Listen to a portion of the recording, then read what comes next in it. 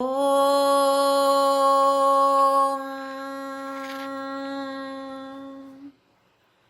ఓం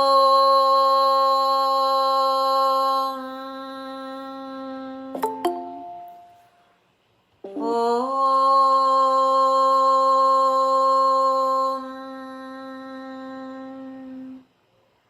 శుక్లాంబరధరం విష్ణుం శశివర్ణం చతుర్భుజం ప్రసన్నవదనం ధ్యాయేత్ సర్వవిఘ్నోపశాంతయే. గురుర్బ్రహ్మా గురుర్విష్ణు గురుర్దేవో మహేశ్వరః గురుః సాక్షాత్ పరబ్రహ్మ తస్మై శ్రీ గురవే నమః. సరస్వతీ నమస్తుభ్యం వరదే కామరూపిణి విద్యారంభం కరిష్యామి సిద్ధిర్భవతు మే సదా. హరి ఓం. అందరికీ శుభోదయం. దివ్యమైన భవ్యమైన నిత్య నూతనమైన సనాతనమైన అతి సుందరమైన మన లోపల ఉన్నటువంటి ఈ దేవాలయానికి అందరికీ స్వాగతం. పప్పా స్వామి రామదాస్ మా గురుగారి పాదార విందాలకు ప్రణామాలు. మా అమ్మ నాన్నకి కూడా నమస్కారాలు. భగవాన్ రమణ మహర్షి రచించిన ఉపదేశసార, దీన్ని అర్థం చేసుకునే ప్రయత్నం చేసుకుంటున్నాము. మొదటిలో భగవాన్ రమణ మహర్షి ఆయన ధ్యాన శ్లోక పాడుతూ మొదలు పెడతాము. నీలారవింద సుహృదా సదృశం ప్రసాదే తుల్యం తథా మహసి తోయజ బాంధవేన భ్రామ్యాం స్థితౌ తు పితరం వటమూలవాసం సంస్మారయంతమచలం తమనుస్మరామః.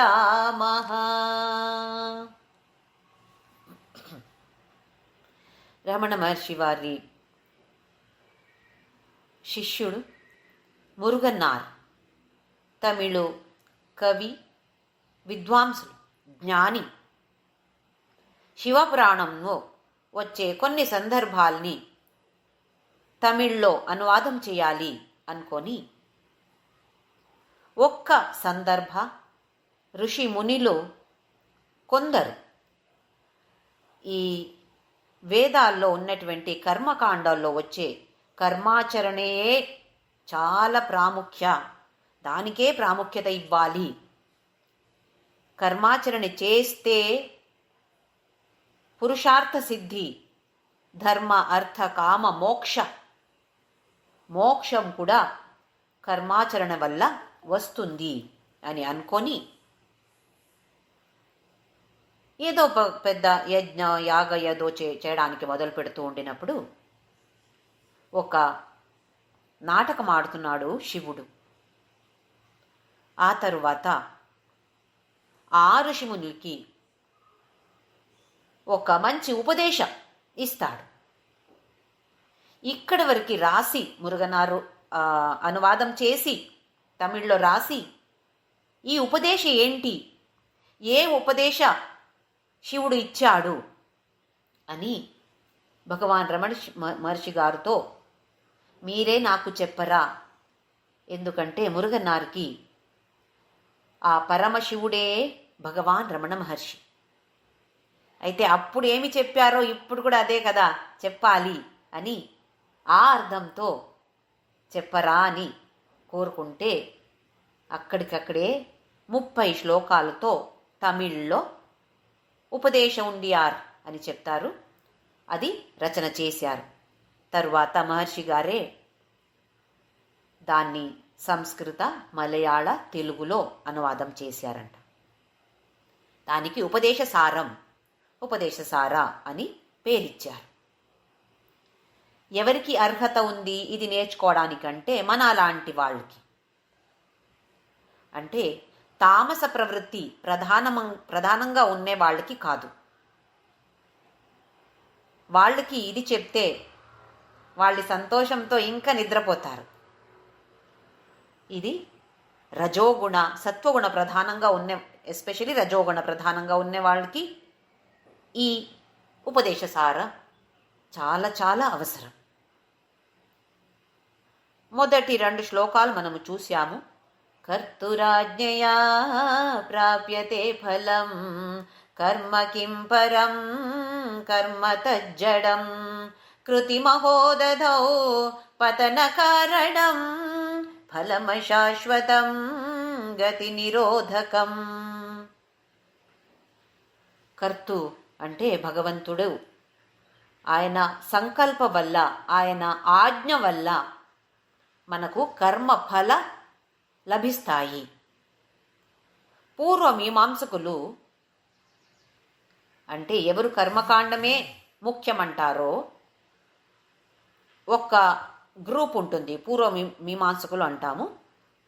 వాళ్ళు ఎలాగంటారు అంటే దేవుడు అనేది లేరు, దేవుడే లేడు, కానీ వేదాలున్నాయి, ఈ ప్రపంచం కూడా ఉంది, ఇవి అన్నీ శాశ్వతమే, మనం చేసే కర్మ మనకు ఫలాన్ని ఇస్తాయి అని వాళ్ళు వాదిస్తారు. అయితే అది తప్పు అని ఇక్కడ ఈ మొదటి 2 శ్లోకాలలో మహర్షి గారు చెప్తున్నారు. అక్కడ ఒక ఉన్నతమైన ఒక చైతన్యం ఉంది. ఆ చైతన్యానికి పేరు భగవంతుడు అని ఇచ్చి, ఈ భగవంతుడే మనకు కర్మ ఫలాన్ని ఇచ్చేవాడు. ఎందుకంటే కర్మ తత్ జడం, అది జడమైనది. కర్మ అనేది జడమైనది, చైతన్య లేనటువంటిది. ఏ ఉద్దేశంతో కర్మ చేశారు అని ఆ కర్మానికి తెలీదు. అయితే కర్మ ఎలా శ్రేష్టమవుతుంది? కర్మ కిం పరం, పర అంటే ఇక్కడ శ్రేష్టమైనది. కర్మమే శ్రేష్టం అంటారు కదా, అది ఎట్లా అవుతుంది? కర్మ అనేది జడ కదా. ఇది మహర్షి వారి వాదం. ఆ తరువాత కృతిమహోదధౌ పతన కారణం, పెద్ద సాగరాలా ఉంది ఈ కృతి అంటే కర్మ, మనం చేసే పనులు, కార్యాలు. పెద్ద సాగరం. ఎంత లోతుగా ఉంటుంది సాగరం అంటే? విశాలంగా ఉంటుంది. అలాగే తీరింది అని అవట్లేదు కర్మాలు. ఓహో ఇంకా నాకు ఏమి పనులు లేవు అని ఎప్పుడైనా ఉంటామా? ఏం పని లేదు అంటే మనకు మొబైల్ ఉంది, అయితే ఊరికే కూర్చోవట్లేదు. ఒక్క 5 నిమిషాలు మనం ఊరికే కూర్చుంటామా? 5 నిమిషాలు చాలు. 24 గంటల్లో 5 నిమిషాలు చాలు. అది కూడా కూర్చోవట్లేదు. నిద్ర వచ్చే వరకు వాట్సాప్, వీడియో, ఫేస్బుక్, ఇన్స్టాగ్రామ్ ఇవి అన్నీ చూస్తూ చూస్తూ చూస్తూ నిద్రపోతాం. లేవంగానే మళ్ళీ అది కావాలి. పనులు చేస్తూ చేస్తూ ఎవరైనా మెసేజ్ చేశారా, అది చూస్తూ ఉంటాం. కృతి మహోదధౌ, ఇలాంటి కర్మాలు పతన కారణం, పతనానికి కారణమైపోతుంది. కింద పడిపోతున్నాము. ఎక్కడ? అధ్యాత్మ పథంలో కిందకి వస్తున్నాము. రివర్స్ గేర్ వేసి వెనక వస్తున్నాము. ఎందుకని చెప్తున్నారు? ఫలం అశాశ్వతం గతి నిరోధకం. ఫల అనేది, ఈ కర్మానికి ఉన్నటువంటి ఫల అనేది అశాశ్వతం, శాశ్వతం కాదు. ఏ పని అయినా ఉండని దాని ఫల అశాశ్వతమే. మనం కొన్ని కారణాలు, దోషాలు, ఈ కర్మాలలో ఉన్నటువంటి దోషాలని చూసాము. ఒకటి, కర్మాలు చేస్తూ చేస్తూ చేస్తూ మనకు టైం దొరకట్లేదు. నేను ఎవరు, ఎందుకు ఇక్కడ వచ్చాను, ఎక్కడి నుండి వచ్చాను, ఎక్కడికి వెళ్తాను, ఇక్కడి నుండి ఏం చేస్తున్నాను, ఏం చెయ్యాలి, ఇది ఆలోచించడానికి మనకు, చింతన చేయడానికి మనకు టైం లేదు. బిజీ. ఇది మొదటి దోషం. ఇంకా చేసే పనులన్నీ ఒక లిమిట్లో ఉంటాయి. అది ప్లేస్ లిమిట్ ఉండొచ్చు, దేశ లిమిట్ అంటాము, కాల టైం అది కూడా లిమిట్. ఇంకా ఎవరు చేస్తున్నారో ఆ వ్యక్తి దేహ సామర్థ్యం, అన్ని పని చేయలేము కదా. అయ్యో నేను చేయలేనండి ఇది, ఇంకా వేరే వాళ్ళు చేయగలుగుతారు. అంటే దేహ సామర్థ్యాన్ని డిపెండ్ అయి ఉంటుంది. అలాగే మనస్సు, ఈరోజు చేస్తున్నాను ఈ క్రియ, ఈ కార్యం, మళ్ళీ రేపు చేయగలుగుతానా అది చెప్పలేను. ఎందుకు? మనసు బాగలేకపోతే చేయలేను. అవునా కదా? అలాగే బుద్ధి, కొన్ని కార్యానికి మంచి బుద్ధి కావాలి, అంత బుద్ధి నాకు లేదు, నేను చేయలేను. ఒక ప్రతిభ ఉంటుంది, ఆ ప్రతిభ అందులో లేదు, ఈ ఫీల్డ్లో నాకు ప్రతిభ లేదు, టాలెంట్ లేదు. అయితే ఇవన్నీ లిమిటెడే కదా. లిమిటెడ్ కర్మాన్ని చేసి అన్లిమిటెడ్ సంతోషం మనకు కావాలి అని కోరుకుంటున్నాము. సంతోషానికి ఇంత లిమిట్ అని లేదు మనకు. ఇవాళ సంతోషంగా ఉన్నాము, కానీ ఇంకా సంతోషంగా ఉండాలి, రేపు కూడా సంతోషంగా ఉండాలి, జీవితం అంతా సంతోషంగా ఉండాలి అని అందరూ కోరుకుంటాం, సహజమే. కానీ లిమిటెడ్ కర్మ చేసి అన్లిమిటెడ్ సంతోషం కావాలి అని కోరుకుంటున్నాము. ఇది ఒక దోషం. ఇంకా రెండో దోషం, ఇంకా థర్డ్ దోషం, మూడోది ఫలం. ఒక నిశ్చితమైన ఫలం లేదు. ఏ పని అయినా ఊపిరి తీసుకుంటే దాన్ని వదులుతామా లేదా అనే తెలీదు. ఊపిరి తీసుకొని చనిపోతే కదా, నెక్స్ట్ ఊపిరి తీసుకుంటామని గ్యారంటీ ఉందా? అనిశ్చితమైనది. ఎవరో ఫోన్ చేసి చెప్తారు ఈయన చనిపోయారండి, అయ్యో ఇప్పుడే ఒక 10 నిమిషాల వెనుక నేను ఫోన్ చేసి మాట్లాడాను, ఇప్పుడు లేరు కదా. అనిశ్చితం కదా ఇవన్నీ, అన్సర్టైన్, అన్ప్రెడిక్టబుల్. ఇలాగే అవుతుంది అలాగే అవుతుంది కూడా చెప్పలేము. ఇంకా రాగద్వేషానికి కారణమవుతుంది. కొన్ని పని మనకు నచ్చుతుంది, కొన్ని పని నచ్చట్లేదు. కొన్నిసారి ఇది అధర్మ కార్య అని తెలుసు, కానీ ఈ చేసే పని ఇది నాకు చాలా నచ్చుతుంది, అందుకే మళ్ళీ మళ్ళీ చేస్తాము, అది రాగ. ద్వేష, కొన్ని చెయ్యాలి, మన కర్తవ్యం, కానీ చెయ్యట్లేదు, ఎందుకు? నాకు నచ్చదు. అంటే ఏది సరి తప్పు అని విచారించే సామర్థ్యం అక్కడ లేదు, కానీ నాకు ఇది నచ్చుతుంది, నాకు ఇది నచ్చట్లేదు, దీన్ని తీసుకొని పని చేస్తాము, చేయట్లేదు. ఎందుకు? కొన్ని నచ్చుతాయి, కొన్ని నచ్చట్లేదు. అంటే రాగద్వేష ఇంకా ఎక్కువ స్ట్రాంగ్ అవుతుంది. దానివల్ల మనము ఈ ప్రపంచం ఎలా చెప్తుందో అలాగే బతుకుతున్నాము. ఏది సరి ఏది తప్పు అని విచారించక ఇలాగే బతుకుతున్నాము.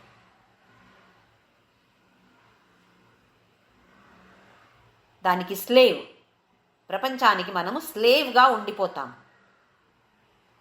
ఇంకా నేను చేస్తాను అని ఈ దేహ బుద్ధి ఇంకా ఎక్కువ అవుతుంది. నేను కదా అది చేశాను, ఎవరైనా బాగుంది అంటే నేను చేశాను అంటాం. అయితే దానివల్ల దేహ బుద్ధి ఇంకా ఎక్కువ అవుతుంది. ఇలాంటి కర్మాలు చేస్తూ వాసనాలు ఎక్కువ స్టోర్ చేస్తున్నాము. దేనికి వచ్చాము? ఉన్నటువంటి వాసన పెద్ద బ్యాగ్ మోసుకొని వచ్చాము, దాన్ని ఖాళీ చేయడానికి వచ్చాము. కానీ ఇప్పుడు ఇంకా ఎక్కువ బ్యాగ్లో వేస్తూ ఉన్నాము. అయితే దానికి రిజల్ట్ ఏంటి? మళ్ళీ పునర్జన్మ రావాల్సిందే. అది పుణ్యకార్యమే ఉండొచ్చు, పాపకార్యమే ఉండొచ్చు, ఏదైనా దాన్ని భోగించడానికి మళ్ళీ పుట్టాల్సిందే.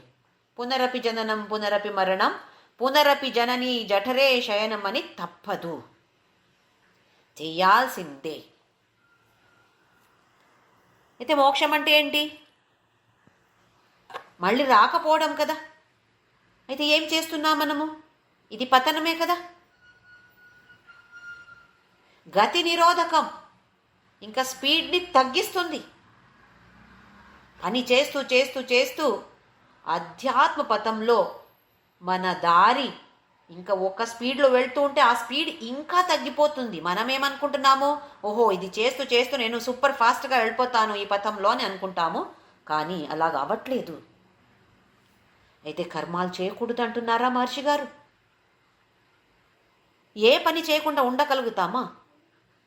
పొట్ట అడుగుతుంది కదా, ఆకలి వేస్తుంది, దాహం వేస్తుంది, తినాలి, తాగాలి, ఇవి కూడా పనియే కదా.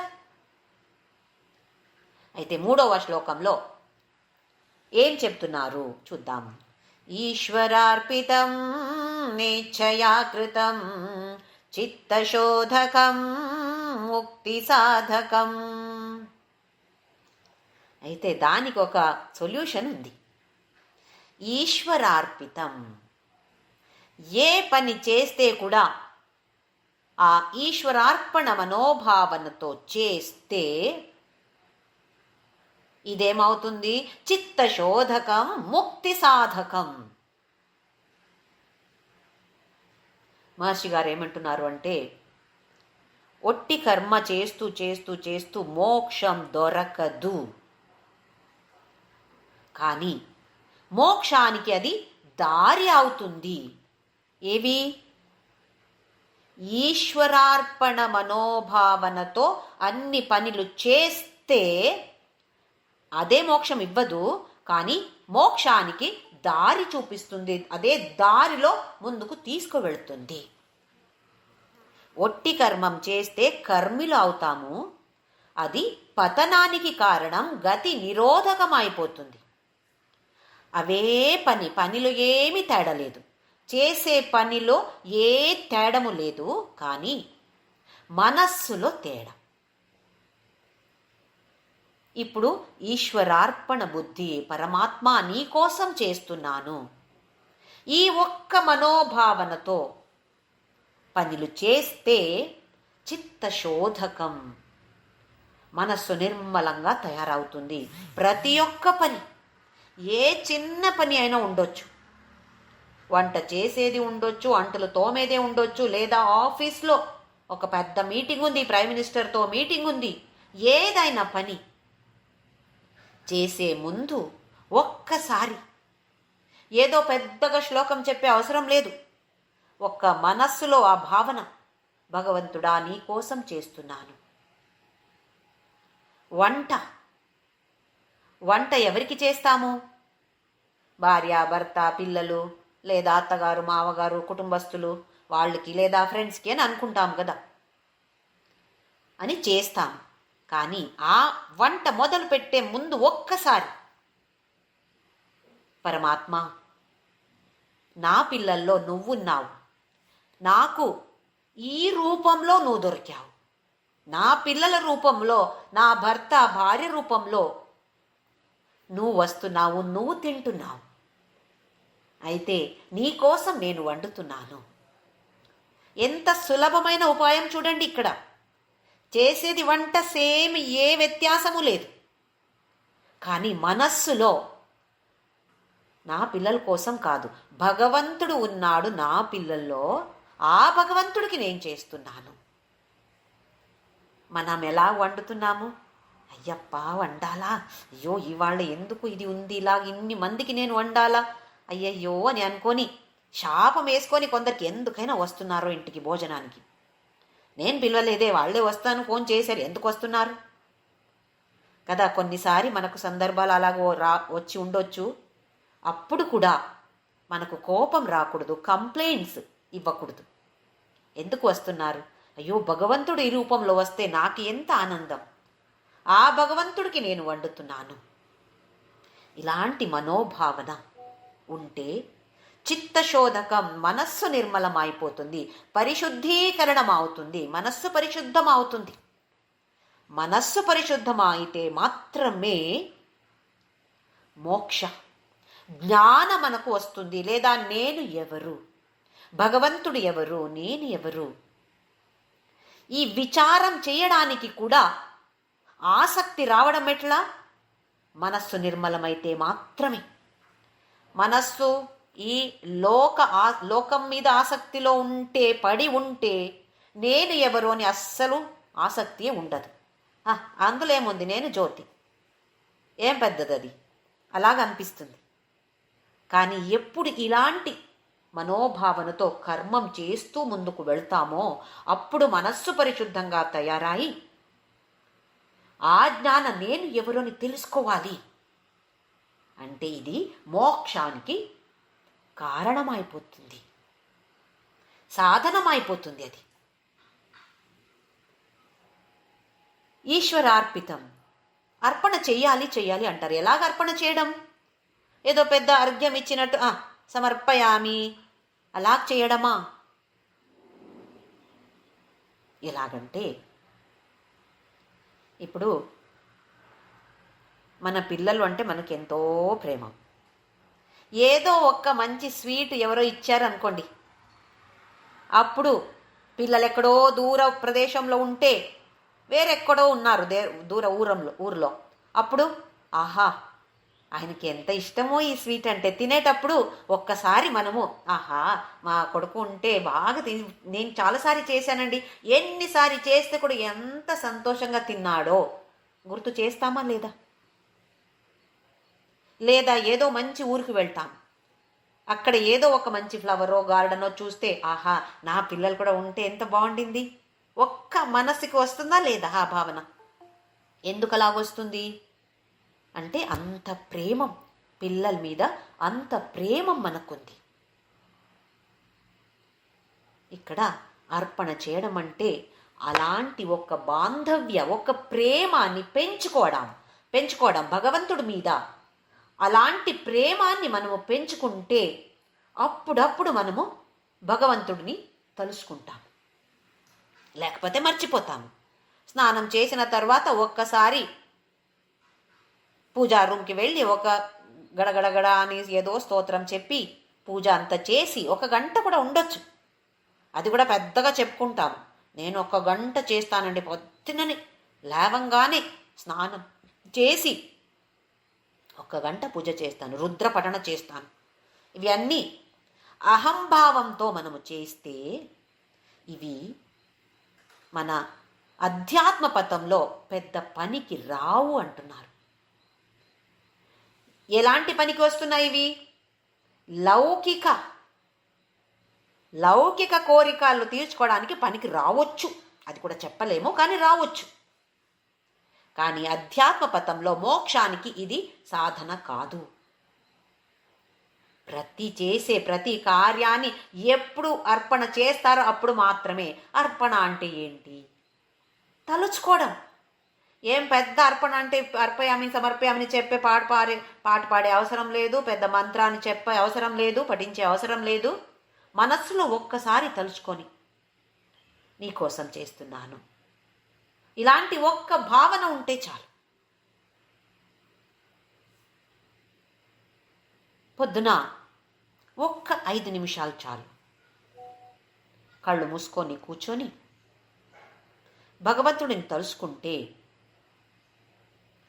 మన లోపల ఒక్కసారి దృష్టి పెడితే ఈ ఊపిరి ఎలా నడుస్తుంది? మనం నిద్రపోతూ ఉంటే కూడా అది ఊపిరి తీసుకుంటామా? అయితే మనమా చేసేది అది? మనం తినే ఆహారం ఎక్కడి నుండి ఎక్కడికి వెళ్ళాలి, ఆ తర్వాత ఏం అవ్వాలి, అన్ని సిస్టమ్ ఉందా అక్కడ? ఎవరు చేస్తున్నారు? తల్లి గర్భంలో ఉండినప్పుడు నన్ను ఎవరు చూసుకున్నారు? ఇంత మంచి ప్రపంచాన్ని ఎవరిచ్చారు నాకు? మంచి తల్లి తండ్రిని ఎవరిచ్చారు? ఈ గాలి నీళ్లు ఎవరిచ్చారు నాకు? భగవంతుడే కదా. ఇలాంటి ఒక్క ఆలోచన వస్తే మనస్సు కృతజ్ఞతతో నిండిపోవాలి. మనకు ఏమి ఇవ్వలేదు భగవంతుడు, మనకు అన్నీ ఇచ్చాడు. కానీ మనమేమిస్తున్నాము భగవంతుడికి? ఎప్పుడైనా భగవంతుడి కోసం మనం ఏమన్నా చేశామా? భగవంతుడికి పూజ చేస్తాము ఎందుకు? మన లౌకిక కోరికలు తీర్చుకోవడానికి, అవునా కదా? భగవంతుడి మీద ప్రేమంతో మనము పూజ చేస్తున్నామా? ఒక్క పువ్వు భగవంతుడికి ఇష్టమని వేస్తున్నామా? అయితే భగవంతుడికి మనమేం చేస్తున్నాము? ఎవరో మనకు రోజు ఏదో తీసుకొచ్చి ఇస్తారు అనుకోండి, ఏమి నేను అడగలేదు కానీ ఇస్తున్నారు. కొన్ని రోజులు అయ్యేసరికి మనం కూడా అనిపిస్తుంది కదా, ఏదో నేను కూడా ఇవ్వాలి. అడగకుండా అన్నీ తీసుకొచ్చి ఇస్తుంది ఆవిడయో ఎవరో ఇస్తున్నారు, ఏమన్నా ఇవ్వాలి నేను కూడా. ఏదో ఒక స్వీట్ చేసినప్పుడు తీసుకోండి, మీకు అది ఒక పని మనిషి అయినా ఉండొచ్చు, ఎవరైనా ఉండొచ్చు, ఎవరైనా రోజు మనకి ఏదో ఇస్తున్నారు అంటే మనము కూడా ఇవ్వాలి అని ఒక్క భావన వస్తుంది మనకు. ఏదో పెద్ద ఇంత 1000 రూపీస్ అని కాదు, ఏదో చిన్న ఒక ఐటమ్ అయినా ఇవ్వాలని అనిపిస్తుంది. అయితే ఈ భగవంతుడు ఏమి ఇవ్వలేదు మనకు. ఇప్పుడు నేను ఒక చెయ్యి పైకి ఎత్తుతాను అంటే దాని వెనక ఎన్ని కార్యాలు నడుస్తున్నాయి. ఆ బ్రెయిన్ చెయ్యికి సందేశం పంపించాలి, చేతిలో ఉన్నటువంటి అన్ని సెల్స్ ఉన్నాయి, ఎన్ని సెల్స్ పని చేయాలి, బోన్స్ పని చేయాలి, మజిల్ పని చేయాలి, అవన్నీ ఎవరు చేపిస్తున్నారు అక్కడ? ఇలా మనం విచారిస్తే మనకు ఓహో ఆ భగవంతుడి మీద ఒక కృతజ్ఞతా భావం వస్తుంది. భగవంతుడా, ఎన్ని ఇచ్చావురా నాకు నువ్వు, అయితే నేనేమి ఇవ్వాలి చెప్పు, ఏమి ఇవ్వగలుగుతాను? పూలిస్తే పూలెవరిచ్చారు కదా, ఏదైనా ఇస్తే ఎవరిచ్చారు? ఆయన ఇచ్చాడు, మళ్ళీ ఆయనకి మనం ఇస్తున్నాము. అయితే పెద్ద గిఫ్ట్ మనం ఏమి ఇవ్వగలుగుతాము అంటే, ఆయన మనకేమి ఇచ్చాడో దాన్ని ఉపయోగించి ఒక నిస్వార్థ సేవా మనోభావనతో మనము జీవిస్తే ఇదే పెద్ద గిఫ్ట్. మనమేమో ఆయన్ని అది ఇవ్వు ఇది ఇవ్వు, అన్ని కోరికల లిస్ట్ కదా, పెద్ద లిస్ట్. అది తీరింది అని లేదు, అది తీరిపోతే ఇంకా వేరే కోరికలు పుడతాయి కదా మనకు. ఎప్పుడు పెద్ద లిస్టే ఉంటుంది. నాకు అలా చెయ్యాలి, నా భర్తకు అలా చేయాలి, భార్యకి అలా చేయాలి, పిల్లలకి అది ఇవ్వు ఇది ఇవ్వు కదా. మనమేమి ఇవ్వగలుగుతాము? నిస్వార్థ సేవా మనోభావనతో, ప్రేమంతో అందరినీ ప్రేమించడం. ఇది మనం ట్రై చేద్దామా? ఇది భగవంతుడు అడగలేదు. ఒకసారి ఒక అబ్బాయి, చిన్న అబ్బాయి, 8-9 సంవత్సరాల అబ్బాయి చూస్తాడు, కార్ వాష్ చేయడానికి, కార్ క్లీన్ చేయడానికి ఎవరో వచ్చిన అతను, అమ్మ 100 రూపాయలు ఇవ్వండి, కార్ క్లీన్ చేశానంటే అమ్మ 100 రూపాయలు ఇచ్చేది చూస్తాడు. తర్వాత ఓహో ఇలా ఛార్జ్ ఉంటుందా అని తెలిసింది. ఒక లిస్ట్ రాస్తాడు. మొన్న అమ్మ షాప్కి వెళ్ళి ఇది తీసుకోరా అమ్మ అని చెప్పింది, నేను తీసుకువచ్చి పెట్టాను, నేను అమ్మకి హెల్ప్ చేశాను, దీనికి ఛార్జ్ 15 రూపాయలు 20 రూపాయలు. ఇలాగ ఒక్కొక్క చిన్న చిన్న ఏమేమి సహాయం చేశాడో అవి అన్ని లిస్ట్ చేసి మొత్తం ఇంత 100 ఎంతో ఒక లిస్ట్ రాసి స్కూల్ వెళ్తాడు, టేబుల్ మీద పెట్టేసి వెళ్తాడు. అమ్మ క్లీన్ చేస్తూ అది చూస్తున్నారు. ఓహో ఇలాగ రాశాడా అని అనుకొని సరే 100 రూపాయలు ఎంత మొత్తం ఎంత రాశాడో అంత మొత్తం డబ్బు అక్కడ పెడుతుంది అమ్మ. తర్వాత ఈ తల్లి ఒక లిస్ట్ రాస్తుంది. నువ్వు జన్మించిన తర్వాత ఎన్నో కష్టాలు ఉండింది, నువ్వు నిద్రలో రాత్రి ఏడుస్తూ ఉండేవాడు, లేదా ఏదో జ్వరం వచ్చింది, అప్పుడు నాకు నిద్ర లేదు, నిన్ను చూసుకున్నాను, దానికి ఛార్జ్ 0. నిన్ను స్కూల్కి రోజు రెడీ చేసి పంపిస్తున్నాను, దానికి ఛార్జ్ 0. నీకు రోజు మంచి రుచి భోజనం పెడుతున్నాను, దానికి ఛార్జ్ 0. ఇలా పెద్ద లిస్ట్ రాసి అన్ని మొత్తం 0 అని రాసి పెడుతుంది. ఈ అబ్బాయి స్కూల్ నుండి వస్తాడు. ఆహా, అమ్మ డబ్బు పెట్టింది ఇక్కడ అని 100 రూపాయలు తీసుకొని పాకెట్లో పెట్టుకుంటాడు. ఆ తర్వాత ఇదేదో ఇంకొక లిస్ట్ ఉంది ఇక్కడ అని చూస్తే, ఓహో అన్నీ చూస్తాడు. అమ్మ రాసి పెట్టింది ఇక్కడ పెద్ద అన్ని శూన్యమే, మొత్తం 0. ఏడవటం మొదలుపెట్టాడు. అమ్మ దగ్గర వెళ్ళి, అమ్మ సారీ అమ్మ, నువ్వు ఎన్నో నాకు చేస్తున్నావు, కానీ నేను ఒక 2 సహాయం నీకు చేస్తే 2 సారి చేస్తే దానికి ఛార్జ్ ఇంత ఇవ్వని చెప్పాను, తప్పమ్మా, నేను క్షమించు నన్ను అని చెప్తాడు. మనం కూడా ఇలాగే ఉన్నాం కదా. ఆ అబ్బాయికేమో తెలిసింది, చేసింది తప్పు, చేసేది నేను తప్పు అని. కానీ మనము ఎన్నో ఇచ్చాడు భగవంతుడు. గాలి లేకపోతే బతకలేము, నీళ్లు లేకపోతే బతకలేము. అవి అన్నీ మనకు ఇచ్చిన భగవంతుడికి మనం ఏమిస్తున్నాము? ఏదైనా మంచి గిఫ్ట్ ఇస్తున్నామా? ఇంకా కోరికలే మనకు. అయితే ఇక్కడ మనము కర్మ చేస్తూ, లేదా అది కర్మ అంటే ఏదో మనము వంట చేసే పని మాత్రమే కాదు, మనం చేసే పూజా పని, అవన్నీ కూడా అంటే ధార్మిక కార్యాలు కూడా, లౌకిక కార్యాలు, ధార్మిక కార్యాలు, ఏ కార్యాలు చేస్తే కూడా లౌకికంగా కోరికలు అడిగితే దానికి లోకజయ అని పేరు. అదే ఆ కార్యాలు చేసినప్పుడు నా మనస్సు మంచిగా ఉండని, నా మనస్సు నిన్ను తలుచుకుంటూ ఉండని, నా మనస్సు ఇంకా స్ట్రాంగ్గా ఉండని, ఈ కర్మ ఫల ఏముంటే కూడా దాన్ని నేను స్వీకారం చేయడానికి సిద్ధంగా ఉండాలి, ఇలాంటి మనసు నాకు ఇవ్వు, ఇలాంటి ప్రార్థన చేస్తే దీనికి మనోజయ అని పేరు. లోకజయ అంటే లౌకిక కోరికల కోసం చేసే కర్మ, ఏ కార్యమైనా ఉండొచ్చు, ధార్మికంగా పూజ, యజ్ఞ, హోమ, గణహోమ, లేదా శతరుద్ర, ఏదేమో ఉండొచ్చు, పెద్ద పెద్ద యాగ యజ్ఞాలు ఉండొచ్చు. పుత్రకామేష్టి యాగ, పెద్ద యాగ. దేనికోసం? కొడుకు పుట్టాలి.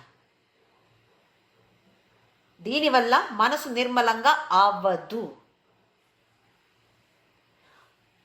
కొడుకు పుట్టొచ్చు అంటే లోకజయ, కానీ మనోజయ అవ్వదు. కర్మయోగ అంటే చేసే ప్రతి ఒక్క పనిని సమర్పణ మనోభావనతో, ఈశ్వరార్పణ బుద్ధితో చేసి ఆ ఫలితాంశం, ఫలం ఎలాగొస్తుందో, రిజల్ట్ ఏముంటుందో అది ఎలాగైనా ఉండని, దాన్ని ఈశ్వర ప్రసాద బుద్ధితో తీసుకోవడమే కర్మయోగ. అయితే కర్మ చేసినప్పుడు ఉద్దేశం ఉండకూడదా? ఇప్పుడు ఏదో ఎంట్రన్స్ ఎగ్జామ్కి ఊరికే చదవడమా కాదు, నాకు మంచి ర్యాంకు రావాలి, ఆ ఉద్దేశం ఉండాలి. వంట చేసినప్పుడు ఇది రుచిగా రావాలి, ఉద్దేశం అది ఉండాలి. కానీ ఇలాగే రావాలి అని ఉండకూడదు. ఇలాగ రావాలి అని కరెక్ట్, ఇలాగే రావాలి అని ఉంటే, అలాగ రాకపోతే అప్పుడు మనకు ఎంతో దుఃఖం. ఇలాగే రావాలని ఎప్పుడు ఉందో అప్పుడు టెన్షన్ ఎక్కువ, యాంగ్జైటీ ఎక్కువ. రాకపోతే ఏమవుతుంది అని. మనము చెప్పినట్టు రిజల్ట్ వస్తుందా? రోజు ఇదే వంట చేస్తాను, రోజు అదే రుచి వస్తుందా? ఒక్కొక్క రోజు తేడా రావచ్చు. ఎంత ఎక్స్పర్ట్ అయినా కూడా ఒక్కొక్క రోజు అదే రిజల్ట్ రాకపోవచ్చు. అంటే అనిశ్చితమైనది. అప్పుడు మన మనసు ఎలాగుంటుంది? నేను ఏ ఉద్దేశంతో చేశానో, అంటే ఏ లక్ష్యం పెట్టుకొని చేశానో అది రాలేదు అనుకోండి. నాకు ఈ కాలేజీలో సీట్ రావాలని చేశాను, చదివాను, బాగా చదివాను, రాలేదు అనుకోండి. అప్పుడు నేను స్వీకారం చెయ్యగలుగుతానా? ఈశ్వరార్పణ బుద్ధితో చేస్తే చెయ్యగలుగుతాము. ఈశ్వరార్పణ ఆ బుద్ధి లేదు అని అంటే మనము ఫలితాంశాన్ని కూడా స్వీకారం చేయలేము. ఎలాగ నేను కోరుకున్నానో అలాగ వస్తే సంతోషం, చాలా సంతోషం. ఎలాగ నేను కోరుకున్నానో అలాగ రాకపోతే సూయిసైడ్. అంటే మనసు ఎంత వీక్గా ఉంది చూడండి, దానికి బలమే లేదు అక్కడ. ఇంకా అది ఎండ్ ఆఫ్ లైఫ్ అని డిసైడ్ చేసుకొని ఆత్మహత్య చేసుకుంటారు. మనోజయం ఇది కావాలి మనకు. అది ధార్మిక కార్యంతో కూడా వస్తుంది. మన రోజు చేసే పనులలో కూడా ఈ ఈశ్వరార్పణ బుద్ధి మనము తీసుకువస్తే మనకు మనోజయం గ్యారంటీ. అదే కదా కావాలి ఇప్పుడు. లేదు, నాకు మోక్ష కావాలి, నేనే చేస్తున్నానని ఉంటే ఇది రాదు. లోకజయం రావచ్చు, గ్యారెంటీ లేదు. లోకజయం కూడా వస్తుందని గ్యారెంటీ లేదు. కానీ ఈశ్వరార్పణ బుద్ధితో చేస్తే మనోజయం అయితే గ్యారెంటీ. అయితే దాన్ని మనము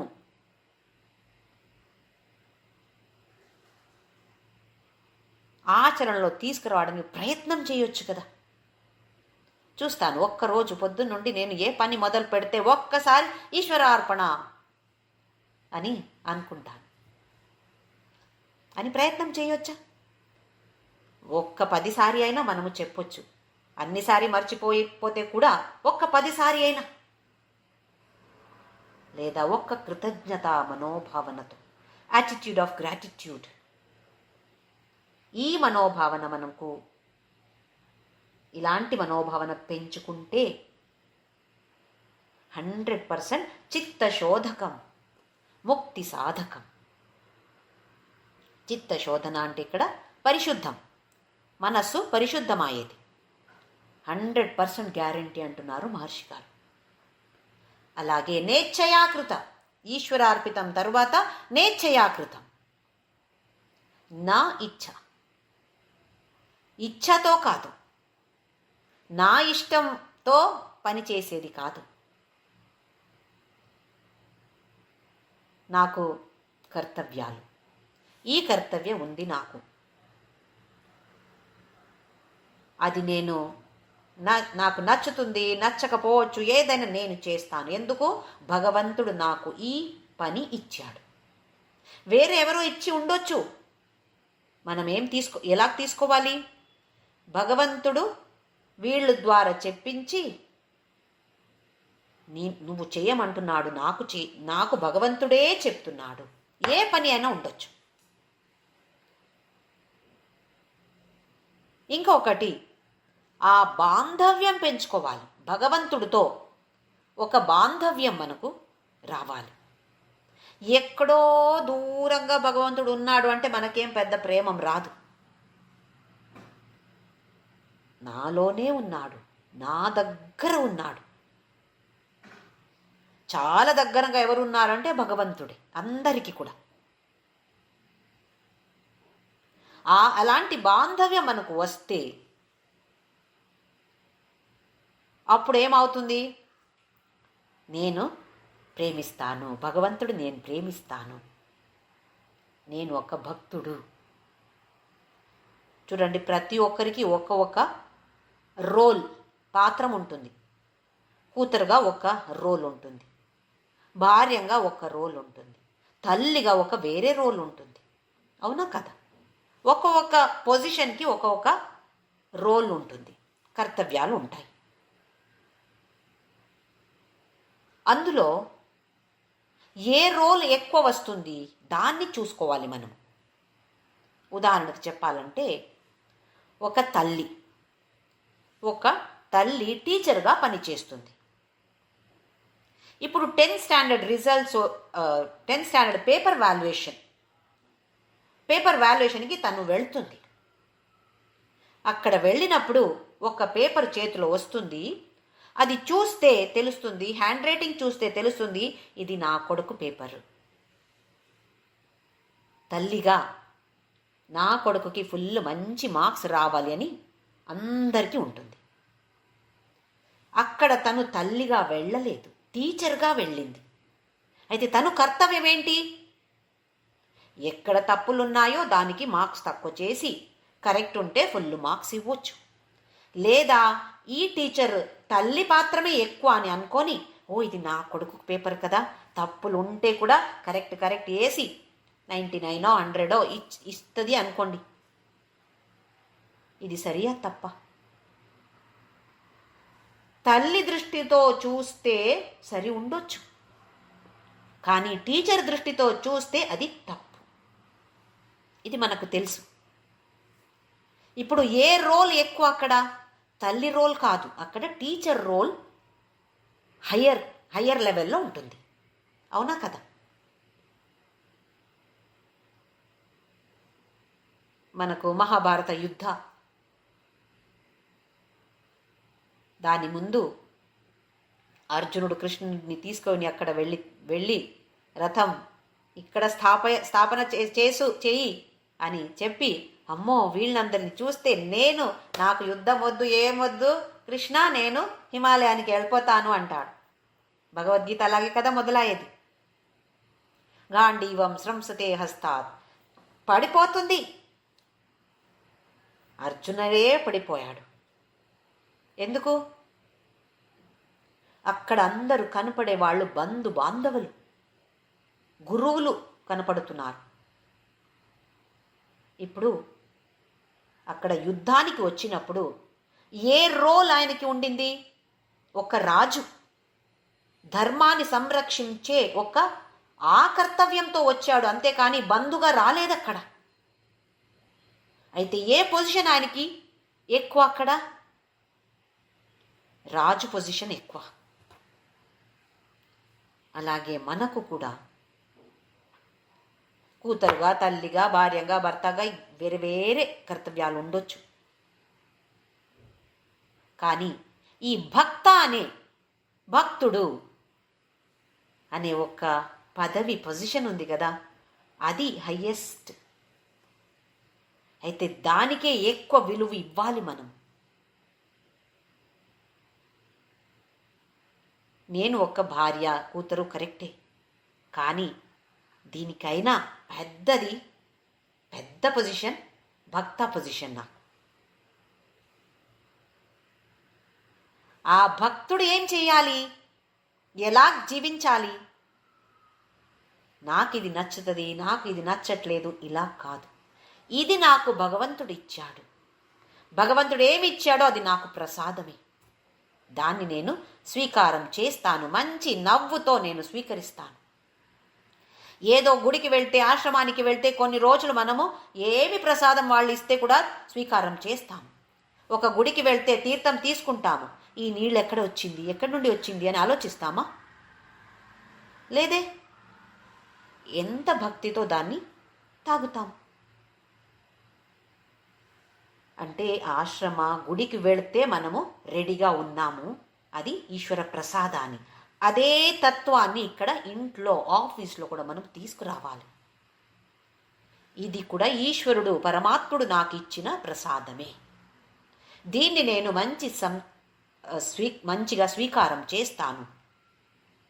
సంగం త్యక్త్వా ధనంజయ అన్నాడు భగవంతుడు. సంగం అంటే ఒక వ్యామోహం లేదా ఒక అటాచ్మెంట్.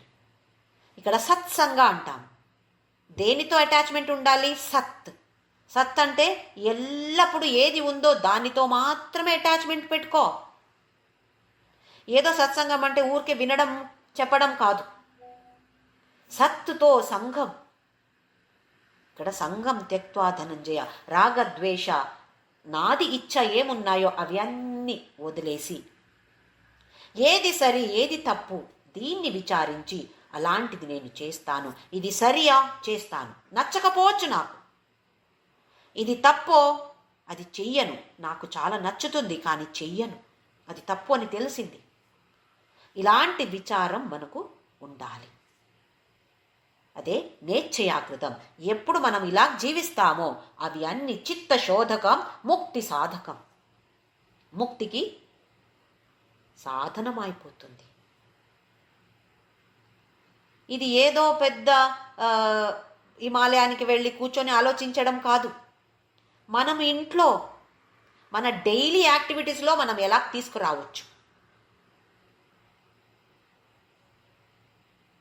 ఏ పొజిషన్ అంటే ఎక్కువ, దీని గురించి కొంచెం మనం ఆలోచిస్తే, ఓహో అవును కదా, అస్సలు నేను ఇంతవరకు భగవంతుడిని ప్రేమించలేదు, ఇప్పుడైనా మొదలు పెడతాను అంటే ఆయన గురించి తలుచుకొని ఉంటే, స్మరణ చేస్తూ చేస్తూ చేస్తూ మనకు ప్రేమ ఎక్కువ అయిపోతుంది. అలా పెంచుకోవాలి మనం. నిస్వార్థ సేవ, ఇవి అన్నీ మనము రోజు చేసుకోవచ్చు. ఎలాగంటే ఈశ్వరార్పణ మనోభావనతో చేసి ఆ ఫలం వచ్చినప్పుడు ఈశ్వర ప్రసాద బుద్ధితో స్వీకారం చేస్తే మనమందరూ కూడా కర్మయోగిలు అవుతాం, లేకపోతే కర్మి అవుతాం. కర్మి అయితే లోకజయం, నా కోరిక తీరొచ్చు, అది చెప్పలేము, తీరుతుందో లేదో చెప్పలేము, కానీ మనోజయం రాదు. ఈశ్వరార్పణ బుద్ధితో చేస్తే లోకజయం వస్తుందో లేదో తెలీదు, కానీ మనోజయం అయితే 100% గ్యారంటీ. దీని గురించి ఈ 3వ శ్లోకంలో రమణ మహర్షి గారు చెప్తున్నారు. ఇంకా 4వ శ్లోకంలో కాయ వాంగ్మన కార్యముత్తమం పూజనం జప చింతనం క్రమాత్. కాయవాంగ్మన కార్యముత్తమం పూజనం జప చింతనం క్రమాత్. ఇప్పుడు కర్మాలు, దేహం ఉపయోగించి కర్మాలు చేస్తాం, మాటలతో కర్మాలు చేస్తాము, మనస్సుతో కర్మాలు చేస్తాం. ఈ 3 రకాలు ఉన్నాయి. కాయ, వాక్, మన. కాయ అంటే శరీరం, దేహం. శరీరాన్ని ఉపయోగించి చేసే ఆరాధనకి పేరు పూజ. మాటలతో చేసే ఆరాధనకి పేరు జప. మనస్సుతో చేసే ఆరాధనకి పేరు చింతన. ఏమంటున్నారు? క్రమ ప్రకారంగా ఇప్పుడు కాయతో చేసే పూజ ఉత్తమం, కానీ దానికిన్న ఎక్కువ మాటలతో చేసే జపం ఎక్కువ, దానికిన్న ఎక్కువ పైకి ఏది ఉంది? మనస్సుతో చేసే చింతన, దీనికి ఎక్కువ విలువ అంటున్నారు. క్రమ ప్రకారంగా చూడండి. ఫస్ట్ది కాయ, దానితో చేసేది పూజ, తరువాత వచ్చేది మాటలు, వాక్ అంటే ఇంగ్లీష్ వాక్ కాదు, వాక్ అంటే మాటలతో చేసే జపం, మూడోది మనస్సుతో చేసే చింతనం. ఎందుకు ఇలాగంటున్నారు చూద్దాము. ఇప్పుడు మనము దేహంతో పూజ చేస్తాం, మనమందరూ కూడా చేస్తున్నాం. పువ్వు కావాలి, అగరబత్తి కావాలి, కర్పూర కావాలి, ఆరతి కావాలి, అక్కడ దీపం కావాలి, ఫోటో కావాలి, లేదా విగ్రహాలు కావాలి, మాలలు దండలు కావాలి, అభిషేక చేస్తాము, అర్చన చేస్తాము, నైవేద్యం వండాలి, నైవేద్యం కావాలి, అక్కడ ఆరతి ఇవ్వాలి, అగరబత్తి, ఇవి అన్నీ, తీర్థం ఇవ్వాలి, ప్రసాదం ఇవ్వాలి అందరికీ. ఉత్తమం అంటున్నారు. కానీ ఇందులో ఉన్నటువంటి దోషాలు ఏంటి? ఇప్పుడు నేను మా ఇంట్లో ఉంటే 1 గంట కూర్చొని ఇలా పూజ చేస్తాను. ఇప్పుడు వేరే ఊరు వెళ్ళాల్సిన పని వచ్చింది నాకు, 1 వారం వేరే ఊరు వెళ్తాను. అక్కడ వెళ్ళి ఇలాగే పూజ చేయగలుగుతానా? లేదు. అంటే మనము దాని మీద డిపెండ్ అయి ఉన్నాము. అన్నీ మనకు ఈ సామాన్లన్నీ కావాలి కదా, వెళ్ళిన చోట అంతా అవి అన్నీ దొరుకుతాయి మనకు. ఫోటోలు అన్నీ తీసుకువెళ్ళాలి, విగ్రహాలని అన్నీ తీసుకువెళ్ళగలుగుతామా బ్యాగ్లో? అది అవ్వదు. ఇంకా ఇంట్లో చేస్తాం అనుకోండి, అగరబత్తి ఖాళీ అయింది, నిన్న చూశాను ప్యాకెట్ ఖాళీ అయింది, మర్చిపోయాను, షాపుకి వెళ్ళాను కానీ అది మర్చిపోయాను, ఇప్పుడు పొద్దున అయ్యో అగరబత్తి లేదు. అప్పుడు ఏమవుతుంది? మనస్సు అగరబత్తి లేదే. లేదా నైవేద్యం, భార్య నైవేద్యం రెడీగా పెట్టలేదు అంటే ఇంకా అవ్వలేదా, పూజ అవుతుంది ఇక్కడ, నైవేద్యం ఎక్కడా అని అరుస్తాం. మనస్సు ఎక్కడుంది? మనస్సంతా ఈ సామాన్ల మీద ఉంది అంతే, కానీ భగవంతుడి మీద లేదు. దీన్ని గమనించాలి. పూజ చేయకూడదని చెప్పట్లేదు, కానీ పూజ అంటే ఏదో వస్తువులు మనకు కావాలి, ఆ వస్తువుల మీద డిపెండ్ అయి ఉంటాం మనం. ఆ వస్తువులు లేకపోతే మనస్సు కోపంగా ఉంటుంది. ఎంత కోపం వస్తుంది! మన మీద కోపం రావచ్చు, అది కొంచెం తక్కువమే. వేరే వాళ్ళ మీద ఎక్కువ కోపం వస్తుంది మనకు. వాళ్ళు ఎందుకు చూడలేదు, దీన్ని తీసుకురావాల్సింది కదా, అలాంటి భావన వస్తుంది. ఇప్పుడు నెక్స్ట్ లెవెల్ది అంటే వాక్, అంటే వచన, మాటలతో చేసే జప. విష్ణు సహస్రనామ పాడేది ఉండొచ్చు, ఏది స్తోత్ర శ్లోకాలు పఠన చేసేది ఉండొచ్చు, లేదా నామజప, ఓం శ్రీరామ్ జయ రామ్ జయ జయ రామ్, ఓం నమ శివాయ, సాయిరామ్ సాయిరామ్, ఏదైనా నామం చెప్పేది ఉండొచ్చు. ఇది మాటలతో మనం చేసే ఆరాధన, దానికి పేరు జప. ఇది నెక్స్ట్ హయ్యర్ లెవెల్ అంటున్నారు. ఇలాంటి పూజ చేసే కింద ఎక్కువ స్తోత్ర పఠన, నామ జప చేసేది ఇది మంచిది అంటారు. ఎందుకు? మనం ఎక్కడ వెళ్తే చేయొచ్చు కదా, ఇవేమి సామాన్లు అవసరం లేదు. నేను ట్రైన్లో వెళ్తూ ఉన్నాను, నామజప చేయొచ్చు. ఒక జపమాల కావాలైతే పెట్టుకోవచ్చు, లేదా కౌంటర్ పెట్టుకోవచ్చు. అది కూడా లేకపోతే మనం ఇలాగ కౌంట్ చేయొచ్చు, లేదా కౌంట్ కూడా వద్దు, చేస్తాను.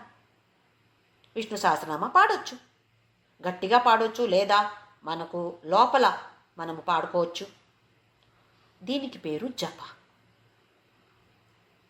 లాస్ట్లో వచ్చేది కాయవాంగ్ మన, దానితో వచ్చేది పూజ, జప, చింతన చేసేది.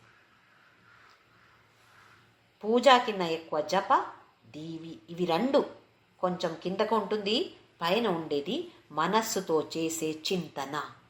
మానస పూజ మనం చూశాము. మానస పూజ ఆదిశంకరాచార్యులు ఎంతో బ్రహ్మాండంగా రాశారు. శివ మానస పూజ,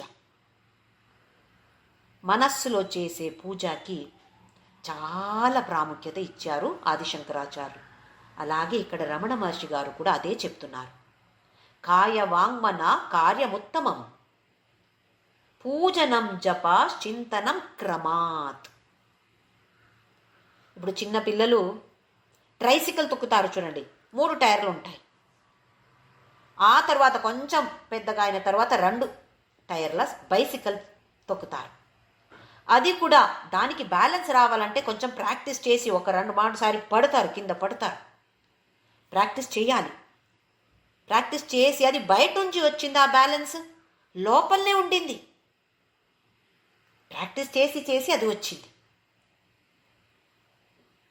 ఆ తరువాత కొందరు ఒక్క టైర్, మనం సర్కస్లో చూస్తాం చూడండి, ఒక్క టైర్తో దాన్ని తొక్కుతారు. అది కూడా ఒక రోపు మీద తొక్కుతూ ఉంటారు. చూడండి ఎలా తయారయ్యారు, క్రమప్రకారంగా. అలాగే ఈ పోల్ వాల్ట్ అని ఒక అథ్లెటిక్ ఈవెంట్ ఉంటుంది. ఒక కర్ర పట్టుకొని పరిగెత్తుకొని వచ్చి కర్రాన్ని అక్కడ పెట్టి పైకి వెళ్ళిపోతారు. ఆ కర్రాన్ని వదిలేసి అటు సైడ్ జంప్ చేస్తారు. పోల్ వాల్ట్ అని చెప్తారు. అక్కడ దాకా వెళ్ళడానికి ఇవన్నీ కావాలి. అలాగే తామస, రజోగుణ, సాత్విక గుణ, ఇవన్నీ తరువాత అన్ని వదిలేసి అటు జంప్ చేయడమే. అందుకే పూజలు చేయకూడదని చెప్పట్లేదు, ధ్యానం మాత్రమే చేయండి అని చెప్పట్లేదు. పూజ ఇవన్నీ చేస్తూ చేస్తూ చేస్తూ కొంచెం ముందుకు వెళ్ళాలి. దీనికి ఇంపార్టెన్స్ ఇస్తున్నారు ఇక్కడ. పూజానికి చాలా సపోర్ట్ కావాల్సి వస్తుంది. మన దేహము కావాలి, దేహం సపోర్ట్ చేయాలి. ఇప్పుడు నాకు 8 years అయింది. ఇంతవరకు రోజు గంట సేపు కూర్చొని పూజ చేసేదాన్ని, కానీ ఇప్పుడు అవ్వట్లేదు, నా వల్ల కావట్లేదు. ఎంతో మనకు దుఃఖం. జపానికి దేహానికి పెద్ద సపోర్ట్ ఏమీ అవసరం లేదు. నోటులతో మనం విష్ణు సహస్రనామం ఎక్కడైనా కూర్చొని చెప్పొచ్చు, చైర్ మీద కూర్చొని చెప్పొచ్చు, పండుకొని చెప్పొచ్చు. అయితే డిపెండెన్సీ తక్కువ అవుతుంది. మనస్సుతో చేసే చింతన పెద్ద సపోర్ట్ ఏమీ అవసరం లేదు. కానీ ఆ లెవెల్కి రావాలంటే ఎంత కష్టం ఉంది. ఒక్క సెకండ్ మనసు ఇక్కడ ఫోకస్ చేయాలంటే అవ్వట్లేదు. ఎందుకు? లౌకిక ప్రపంచంలో ముంగిపోతే, అందులోనే ఆసక్తి ఉంటే ఇలాంటి విచారం మనకు ఎలాగ ఇంట్రెస్ట్ ఉంటుంది? అదే ఆసక్తి లేదో దృష్టి కూడా పెట్టలేము.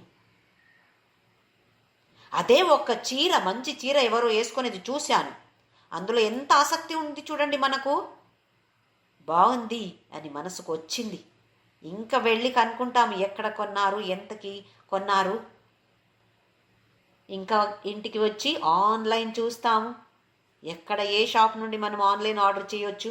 వెళ్ళడానికి టైం లేదు, ఎప్పుడు వస్తుంది, ఎంత డబ్బు, ఎంత డిస్కౌంట్, అవి అన్నీ చూస్తాము. ఎందుకు? ఆసక్తి అంత ఉంది అందులో. అదే ఇలాంటి విచారంలో అలాంటి ఆసక్తి వస్తే మోక్షానికి సాధనం ఇది, చిత్తశోధకం అయిపోతుంది. అయితే పూజ, జప, చింతన ఇవి అన్నీ కూడా అవసరం. ఒకసారి లోకమాన్య బాలగంగాధర తిలక్ ఆయన పెద్దగా పూజ ఏమి చేయలేదు. ఫస్ట్లో చేశారు, తర్వాత చేయలేదు. అప్పుడు కొడుకు కూడా తండ్రి కూడా చేయట్లేదు కూడా కదా, నేను కూడా చేయను అని వదిలేశాడంట. అయితే ఒక్కసారి కొడుకుని టెరెస్కి తీసుకువెళ్ళి కింద చూడు, ఏం కనపడుతుంది నీకు అన్నారంట. కింద చూసి, అమ్మో ఎన్నో మంది అక్కడ నడుస్తున్నారు, కార్లు వెళ్తున్నాయి అని చెప్తే అప్పుడు తిలక్ గారు చెప్పారంట, ఎప్పుడు నీకు భగవంతుడు ఈ రూపంలో నడుస్తున్నాడు, అన్ని రూపంలో భగవంతుడే ఉన్నాడు ఇక్కడ అని నీకు కనపడుతుందో టెరేసు నుండి, అప్పుడు నుండి పూజ చేసే అవసరం లేదు. కానీ అప్పుడు వరకు పూజ నువ్వు చేయాల్సిందే అని అన్నారంట. అంటే పూజ చేసేది ఎప్పుడు మనము డ్రాప్ చేయొచ్చు అంటే ఆ లెవెల్కి వస్తే అది ఆటోమేటిక్గా అవుతుంది. నేను పూజ చేసే అవసరం లేదు అని పెద్దగా ఏమి అందరికీ చెప్పే అవసరం లేదు, అది ఆటోమేటిక్గా తగ్గుతుంది. ఇందులో ఇంట్రెస్ట్, జప లేదా ధ్యాన, అందులో ఇంట్రెస్ట్ ఎక్కువ అయినప్పుడు ఈ పూజలన్నీ కొంచెం వెనక్కి వెళ్తాయి. ఇంకా ఒకటి అంటే మన సంస్కృత అన్నీ ఈ ఎక్కువ వేదాలు, భగవద్గీత ఇవన్నీ సంస్కృతాలో ఉన్నాయి, మనకు స్పష్టత లేదు. అప్పుడు చాలామంది ఎంత స్పష్టంగా పాడుతున్నారండి, ఆన్లైన్ క్లాస్ కూడా చాలా బాగా పడుతున్నారు, కానీ నాకు స్పష్టత రావట్లేదు అని మనసుకు కొంచెం దుఃఖం అవుతుంది. అలాంటి వాళ్ళకి ఒక్క చిన్న కథ. ఒకసారి ఒక అతను హిమాలయ వెళ్ళి అక్కడ ఎవరో ఒక గురుగారు అలా కనిపించారు, వెళ్ళి నమస్కారం చేసి నాకొక్క మంత్రదీక్ష ఇవ్వరా అని అడిగితే ఆయన చెప్పారు, అఘమోచనాయ నమః అని చెప్పు. సరే, అది చెప్తే భగవంతుడు కనపడతాడు అన్నారంట. సరి అని ఇంటికి వచ్చి అఘమోచనాయ మర్చి ఘమోచనాయ నమః అని మంత్ర చెప్పాడు. అఘ ఘాకి ఆపోజిట్ మీనింగ్. చాలా చాలా మంచి శ్రద్ధతో చెప్పాడు. ఈ విష్ణు వైకుంఠంలో నవ్వుతూ ఉంటే లక్ష్మి వచ్చి అడిగిందంట, ఎందుకండి నవ్వుతున్నారు మీరు అని. అయ్యో అక్క, ఒక భక్తుడు అఘమోచనాయ నమః అని గురు చెప్తే కూడా ఘమోచనాయ నమః అని చెప్తున్నాడు అని, అందుకే నవ్వు వస్తుంది నాకు అన్నారంట. అయితే వెళ్ళి చూద్దామా అని భార్య భర్త విష్ణు లక్ష్మి ఇద్దరు కూడా కిందకి దిగి వచ్చి, లక్ష్మి వేరే ఒక వేషంతో, ఈ విష్ణు ఏమో ఒక చెట్టు వెనుక నిలబడి, ఈ లక్ష్మి మాత్రమే వేరే ఒక డ్రెస్తో వచ్చి ఆయన అడిగిందంట, అయ్యా నువ్వు ఏం జపిస్తున్నావు? ఆయన కళ్ళు తెరిచి, నీ భర్త గురించి జపం చేస్తున్నాను అన్నాడంట. అయితే నేనెవరని తెలిసిందా? ఏది నా భర్త, ఏది? అదిగో అక్కడ చెట్టు వెనక అంటే ఘమోచనాయ అని తప్పు, అది ఆపోజిట్ మీనింగ్ అయింది. కానీ ఎంత నమ్మక శ్రద్ధతో ప్రేమంతో ఆయన చెప్పాడు అంటే ఆ తప్పు మీనింగ్ కూడా దానికి విలువ లేకపోయింది. ఎందుకంటే మనసులో ఉన్నటువంటి ప్రేమ. ఇప్పుడు నేనేమో ఓహో నాకు సంస్కృతం ఎంత మంచిగా ఎంత స్పష్టంగా నేను పాడుతున్నాను, వేరే వాళ్ళు చూడండి ఎంత కష్టపడుతున్నారు అయ్యో అని అనుకుంటే ఇది పతనానికి కారణం, గతి నిరోధకం. అదే అలాంటి వాళ్ళు అయ్యో నాకు రావట్లేదే, కానీ నేను తప్పైతే కూడా నేను శివుడి కోసం పాడుతున్నాను, భగవంతుడి కోసం పాడుతున్నారు కదా, అది మోక్షానికి సాధనం అయిపోతుంది, చిత్తశోధకం అయిపోతుంది. స్పష్టంగా సంస్కృత పాడకూడదని చెప్పట్లేదు, తప్పకుండా అది నేర్చుకోవాల్సిందే. కానీ దానికైనా ఎక్కువ ప్రాముఖ్యత మనము మనస్సుకి ఇవ్వాలి. స్పష్టత రాకపోతే ఉండకపోతే కూడా పర్లేదు, కానీ నేను భగవంతుడి కోసం చేస్తున్నాను. తప్పైతే ఆయనకి తెలుసు కదా, ఆయన చూసుకుంటాడు కదా. నేను ప్రయత్నం చేస్తున్నాను, కరెక్ట్గా పాడటానికి ప్రయత్నం చేస్తున్నాను. ఇంత మనసు ఉంటే మోక్ష సాధకం.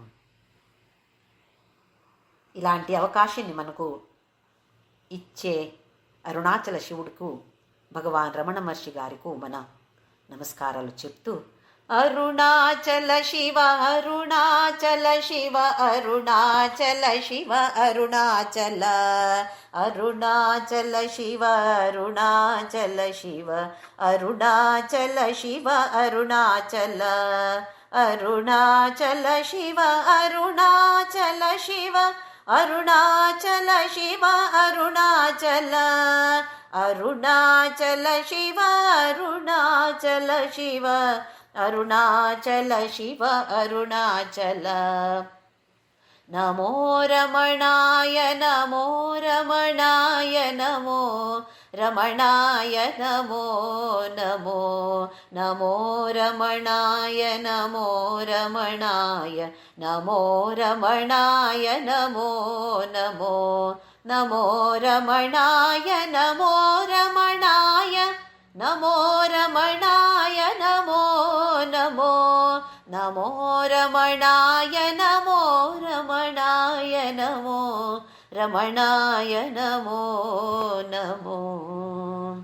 ఓం శ్రీరామ్ జయ రామ్ జయ జయ రామ్, ఓం శ్రీరామ్ జయ రామ్ జయ జయ రామ్, ఓం శ్రీరామ్ జయ రామ్ జయ జయ రామ్, ఓం శ్రీరామ్ జయ రామ్ జయ జయ రామ్, ఓం శ్రీరామ్ జయ రామ్ జయ జయ రామ్, ఓం శ్రీరామ్ జయ రామ్ జయ జయ రామ్, ఓం శ్రీరామ్ జయ రామ్ జయ జయ రామ్, ఓం శ్రీరామ్ జయ రామ్ జయ జయ రామ్, ఓం శ్రీరామ్ జయ రామ్ జయ జయ రామ్, ఓం శ్రీరామ్ జయ రామ్ జయ జయ రామ్, ఓం శ్రీరామ్ జయ రామ్ జయ జయ రామ్, ఓం శ్రీరామ్ జయ రామ్ జయ జయ రామ్. ఓం అసతో మా సద్గమయ తమసో మా జ్యోతిర్గమయ మృత్యోర్మా అమృతం గమయ. ఓం శాంతి శాంతి శాంతి.